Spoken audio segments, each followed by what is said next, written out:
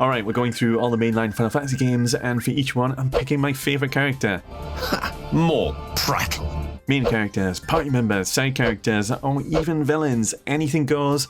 I'll talk through a few contenders before deciding on my ultimate favourite for each game. And looking back at these characters, my favourites aren't always the strongest or the coolest. It's often the characters with internal struggles, the ones who grow, develop, and feel the most human. Those are the ones that really resonated with me. Okay, we're doing this in a completely random order, and it's time to start. Oh, it's past time. There's 3 contrasting characters I want to talk about in Final Fantasy VI. So yeah, Terra is generally considered the main character of 6, and I think it's so cool that she's caught between 2 worlds, being half Esper and half human. I'd say she's one of the best written female protagonists in the series because her journey isn't just about saving the world, it's more about understanding herself. Being a half human, she wants to know if she's capable of feeling love, and eventually discovers that she wants to become a mother. There's also Celeste, who I consider almost a secondary protagonist. I've spoken about her before. Final Fantasy VI goes so wrong for the heroes, she gives into despair, but rises up, becoming the symbol of hope in a ruined world. I love her. Absolutely incredible characters, but ultimate favourite? Kefka, who can't understand the idea of love or hope that Terra and Celeste have come to represent. The Empire's experiments have broken Kefka. He's a complete lunatic, a clown who doesn't show any remorse as he slaughters innocent people and destroys everything in his path. But what makes Kefka such a fantastic villain is that he actually succeeds. He isn't just a villain who has elaborate plans to destroy the world, he destroys it. He reaches his goal, becomes a god, and rules over the ruins of everything. And you might think an insane villain would make for weak character writing, but I love this madman. Kefka might genuinely be my favourite villain in the entire series because he's the one who actually wins. Before we get into the next Final Fantasy, quick pause. If you love RPGs, consider subscribing to Bytes or giving the video a like. I'm a bit of an indie game developer who covers RPGs, and I'm replaying the whole Final Fantasy series while ranking them. Thank you. Is that everything? So with Final Fantasy X, I've come to really love the main party. I really like 10's take on the classic Black Mage with Lulu. You gotta love that ridiculous belt thing she's got going on and her overall design. Amazing. Simply amazing. She's witty, razor sharp and intelligent, and like any Black Mage, she's an absolute powerhouse. Die and be free of pain, or live and fight your sorrow. I will say Auron came close to being my favourite. He's the experienced one, having already completed 10's pilgrimage before, so he carries this weight and knowledge that the rest of the party doesn't have. What of it? I mean, come on, Auron's just a complete badass who becomes the backbone of the team. But absolute favourite character in Final Fantasy X? It would have to be Yuna, for a few reasons. Obviously, she gets to summon all these sick as hell Eidolons, which is just awesome. But for me, it's the burden she carries throughout the game. She literally has the weight of the world on her shoulders. I'll do my best. She's so calm and reserved on the outside, but she's willing to sacrifice everything to go on this pilgrimage, defeat sin and give Spira a single year of peace before it returns. Okay, with Final Fantasy VIII, I really like the relationship between Squall and Rinoa. We get to watch this moody, emotional, distant teenager slowly grow up and eventually fall in love. We see Squall's insecurities, how he pushes everyone away, but deep down, he doesn't actually want to be alone. I know Squall gets a lot of hate, but I think he's a realistically written teenager. But my personal favourite in it would have to be Laguna. This is Squall's father, but he's the polar opposite of Squall. He's really charismatic, goofy, and genuinely kind. We get to experience all these flashbacks with Laguna and learn about his relationship with Julia. Even though they never ended up together, it turns out that Rinoa is Julia's daughter, and she ends up with Laguna's son, Squall. I think that's such a cool twist of fate and something that a lot of people might not even pick up on. There's just something really tragic about Laguna. I feel empathetic for him. He's the hero who liberates the city of Esther, overthrows the sorceress, and saves his daughter, but he's unable to connect with his own son because while he's away, his wife Rain dies after giving birth to Squall, and his kids are tragically sent to an orphanage. And during the ending, you see Laguna at his wife's grave, and it's a really heartfelt Final Fantasy moment. I really feel for this character. But the real reason Laguna's my favourite? Who doesn't love the battle theme when playing as the man with the machine gun?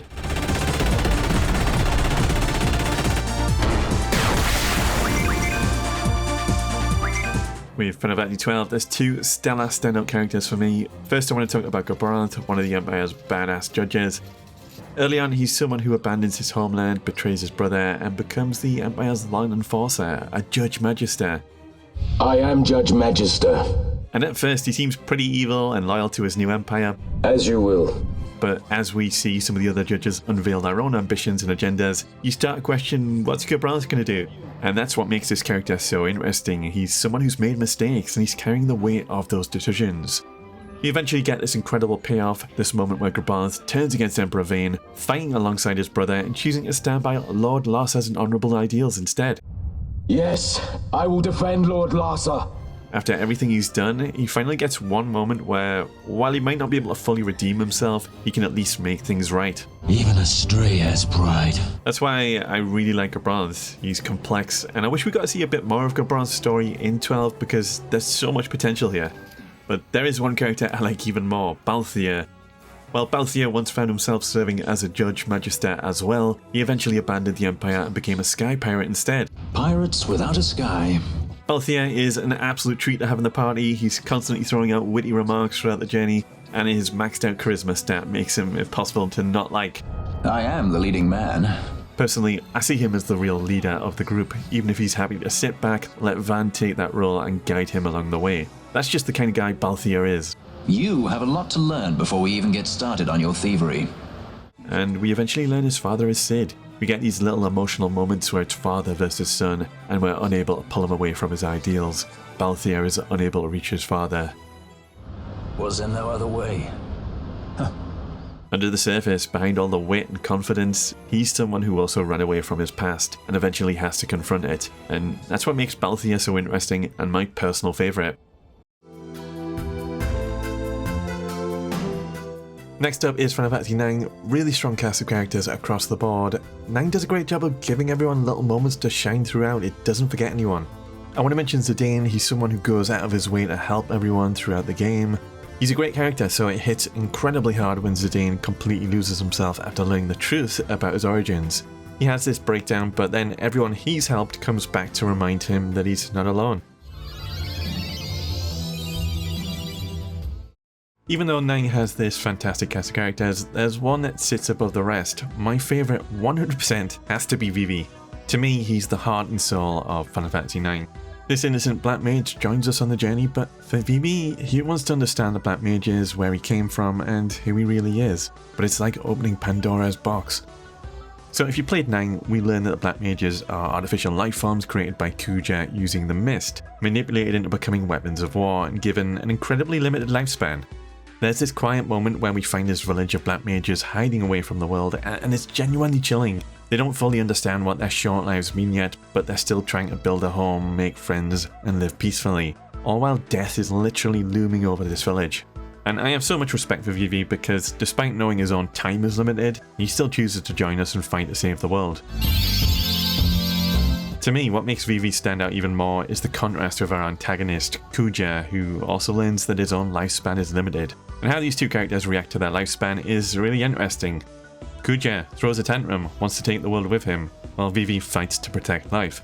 To me, Kuja represents the fear of losing life, while Vivi represents finding the meaning of life. What I pull away from Vivi's final words are him telling us to live life to the fullest. He's genuinely one of the most tragic characters in all of Final Fantasy, and that's why he's my favourite. It feels like a lifetime ago that it all began. Okay, there's a few characters I want to mention with Final Fantasy XIV. It is an MMO, but the level of character writing and storytelling is genuinely up there with some of the best entries in the series. I am glad to be of service. Estinian is a worthy contender. He's a badass dragoon who starts out driven by revenge against the dragons, but over time becomes someone we can rely on and eventually joins us as an ally. I think Xenos deserves a mention. He's not the deepest villain in the series, but there's just something gnarly about this unstoppable dude who just wants to find someone capable of challenging him. Pathetic. I'd also give honourable mentions to Y'shtola and Thancred. One of the coolest things about 14 is watching these characters grow over such a long journey. I believe I've lost my appetite for this farce of a celebration. But if you know me, you know my absolute favourite character in 14 has to be the villain, Emet Selch. He breaks every rule in the villain handbook, he travels with us, he helps us, he shares his story. He tries to make us see his point of view before inevitably trying to defeat us. Show me your vaunted strength, and I shall expose the lie of your fragmented existence. We eventually learn that Emet Selch is Hades and Amarot feels like his own underworld. A recreation of the civilization he refuses to let go of. It's full of memories and nostalgia for his dead civilization. It hits me hard because Emet Selch is clearly stuck in the past. He's willing to sacrifice entire worlds to bring his own back. I will bring back our brethren, our friends, our loved ones. And it doesn't feel like a victory when you beat this guy. It's tragic. I feel incredibly empathetic towards him, and that's why he's my favourite.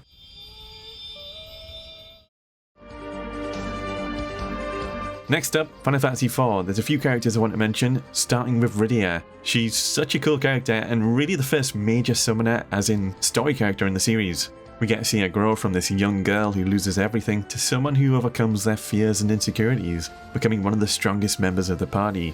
Love her connections with the summons and how she has her own little journey to master her powers. And then there's Golbez, who I think is a really interesting villain, especially for this early in the series. At first, he's presented as this sick as hell, almost unstoppable Dark Knight figure, but as we learn more, we discover he's being manipulated by Xemnas. I really love how once Golbez breaks free, he turns against the true threat and joins the fight to save the world. But for my favourite character in 4, I'm going to say Cecil. This is one of the first times we saw such a huge transformation in a Final Fantasy protagonist. Cecil starts out as a Dark Knight carrying out terrible orders for Baron, but I really love how the game shows him questioning his orders and his guilt and regret over the things he's done. He's not just some evil character who becomes good, he's someone struggling with the actions he's taken and questioning the person he's become. And that ultimately builds to Cecil climbing Mount Ordeals and undergoing a trial where he has to confront himself and let go of the evil he's taken on board. His transformation into a paladin isn't just a job change, it's Cecil finally accepting who he really is, abandoning the path he's found himself on, and allowing his true self to come through. Final Fantasy VII is another one with an exceptional cast. They all get plenty of development. I think Sephiroth is another fantastic villain. He's got the cool factor, but he's absolutely the most insidious villain across the entire series. I am. Operating through deception, lies, and psychological manipulation, he doesn't just try to defeat Cloud, he tries to completely break him as a person. Zack comes incredibly close to being my favourite. Even though he's barely in the original game, he's the unsung hero whose actions shape so much of Cloud's story. Without Zack, there is no Final Fantasy VII. The price of freedom is steep. And that leads into my personal favourite in 7, Cloud. Apart from rocking a badass Buster Sword, Cloud really resonates with me. A core part of the entire journey through Final Fantasy VII is identity. Cloud spends so much of the game manipulated by Sephiroth, questioning his own memories and even who he really is, and that's what makes his story so compelling.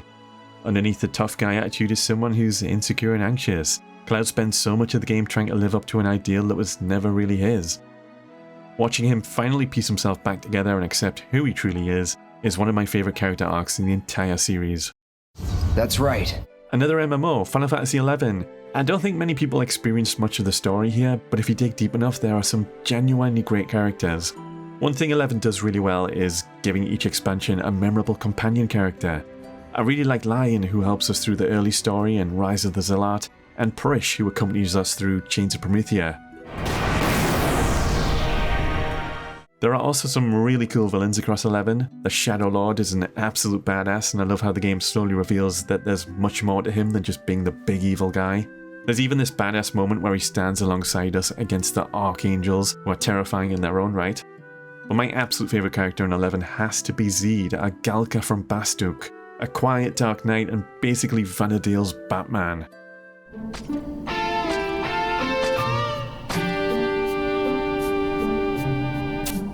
Zeid is someone who knows more than he lets on. Thinking back to this guy, he has his own connection to the Shadow Lord, helps us uncover the truth behind his return, and stands alongside us against not only the Shadow Lord, but some of the biggest threats in Vana'diel, the Archangels and the Zealot brothers. He's just a complete badass. He's not some loud hero looking for attention. He works from the shadows, often guiding us and stepping in when he's needed. And if you want to follow the path of the Dark Knight yourself, he's the one that trains and mentors you in the job, which is so cool. I love it when Final Fantasy gives us these darker characters who aren't consumed by their own power, but instead learn to use that darkness to protect others. It's why I love the Dark Knight job too. For Final Fantasy 15, I'm going to jump straight to my favourite character. It might be a surprising one, but I have to go with Aranea. After our initial encounter with this mercenary, this badass Dragoon eventually joins us as a temporary companion through parts of the campaign. Damn, you're badass, Aranea. Aw, thanks. I love her design, her personality, and there's something so satisfying about seeing her pull off those insane Dragoon jumps in battle. I just wish we got more time with her. She does return in episode Prompto as a supporting character, and I was genuinely disappointed when the planned episode Aranea DLC was cancelled. Couldn't have done it without you, girl. She's also one of the few characters who starts out on the opposing side but actually feels like a real person. She's not some blind Imperial loyalist either. She's a mercenary with her own sense of right and wrong, and honestly I just wish we got more of her in the story. Sorry, but this girl doesn't work after hours. Despite my issues with Final Fantasy 2, it's actually got some pretty interesting characters. First, I want to mention the Emperor. If you think about it, he might be one of the most powerful villains in the entire series. You defeat him, only for him to conquer hell itself and return even stronger than before. I also want to mention Leon, one of your original party members. After becoming separated from the group, he ends up joining the Empire as the Emperor's Dark Knight. Following the Emperor's defeat, Leon even tries to seize control of the Empire himself before finally returning to the party.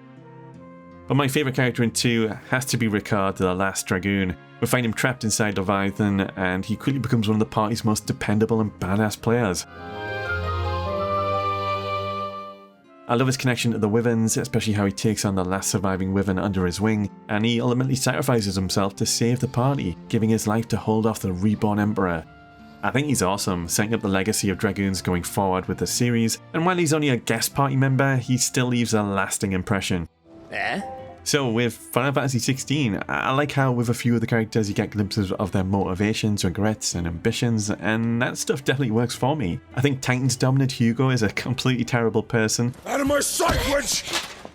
But the game still manages to make you feel bad for him when you realise Benedicta, Garuda's dominant, was just using him and stringing him along. Come, little lamb, to the slaughter with you. But my favourite has to be Clive. I know it's probably the obvious choice, but I genuinely feel for young Clive. I'll try to live up to the name. He's trapped poorly by his own mother, forced to live in the shadow of his younger brother, Joshua, the Phoenix Dominant, and then his whole life falls apart. He loses his family, spends years as a branded slave, before rising up and fighting to give others their freedom and their own future. Is that everything? But let's be honest, the real reason I picked Clive, you're a Freed's Dominant, you get to wield the power of all summons, and that is just sick as hell. The original, the first Final Fantasy, can I say the Black Mage? There aren't really set party members in Final Fantasy 1. You create your own characters, choose their jobs, and name them for yourself. But the Black Mage is just such an iconic design, it looks so cool, and I love how it's designed to be this glass cannon, physically fragile, but capable of nuclear level magic. But if I had to pick an actual character, my favourite has to go to Chaos. Garland the Knight ends up in the past and slowly becomes Chaos. He sends the 4 fiends to control the crystals, absorbs their power, and creates a time loop that allows him to return again and again, making himself impossible to defeat in the present. While I think time travel is a bit bollocks, Chaos is sick as hell. This demonic looking badass feels like a true final boss for Final Fantasy. Final Fantasy 3 was probably the hardest game to choose a character for. Once again, you create your own party members, name them yourself, and the job system is what gives them their identity. Again, technically not a specific character, but I want to give an honourable mention to the Summoner. This is the first Summoner in the series, letting you call these incredible mythical beings into battle, and it lays the groundwork for more of Final Fantasy's legacy. But if I had to choose an actual character, I'd probably go with the Cloud of Darkness. I'll admit she arrives very late in the story and kind of overshadows Xande, who's been built up as the main antagonist for most of the game. I think the Cloud of Darkness looks so cool, her design is incredible, and the first time you reach the top of the Crystal Tower and encounter her, she completely crushes the party. She's so powerful that even the combined strength of the Warriors of Light and the Warriors of Darkness is needed to stand a chance against her. She doesn't have any deep story or character development, she's more like an unstoppable force of nature or destruction. In Final Fantasy 13, I always feel really empathetic towards Sarge. He's completely out of his depth. He's not just trying to save the world or be some great hero, he just wants to save his son. But it makes him one of the most relatable characters in the game. Hey, welcome to the party. But if I had to pick a favourite, I think I'd go with Snow. He's definitely not perfect, he wants to be this hero who protects everyone and always tries to do the right thing, but sometimes he can't live up to his own ideals. These people need heroes. Early game, we're trying to save all these people about to be purged, Snow is trying to protect them, Hope's mother dies, and Hope blames Snow for what happened. Moms are tough.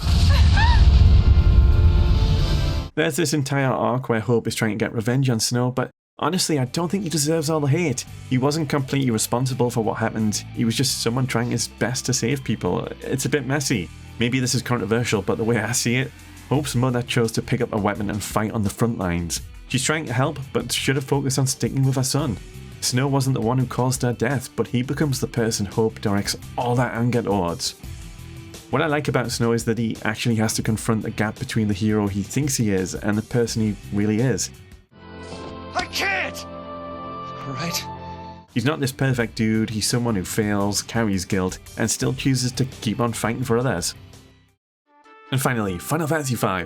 Galuf comes really close to being my favourite. He's one of your core party members, and his sacrifice against Exdeath is such a badass moment. Losing one of your main party members was a huge thing for Final Fantasy at this point. What makes Galuf's death hit even harder is that he's not just some serious old coot. He's this goofy, lovable guy who brings so much personality to the journey. You get all these funny moments and great banter with him, so when he makes that final stand, it genuinely feels bad. But my favourite in 5 would have to go to Gilgamesh. He's a reoccurring enemy, overly dramatic, and you come to love this guy. I mentioned this tons of times already. Exdeath ends up casting him into the Void, and he wonders the Void turning up in future Final Fantasy games. And I think that's such a cool tie into the legacy of Final Fantasy. And towards the end of the game, the party end up in the Void themselves, fighting a losing battle against Exdeath's minions. Then Gilgamesh returns to help out and give motivational speeches to each party member. Gotta love him. Okay, next I'm revisiting Dragon Age Inquisition. In the meantime, check out my return to Dark Cloud, a very cool game, on my video ranking my favourite summon in every Final Fantasy. Have a good one.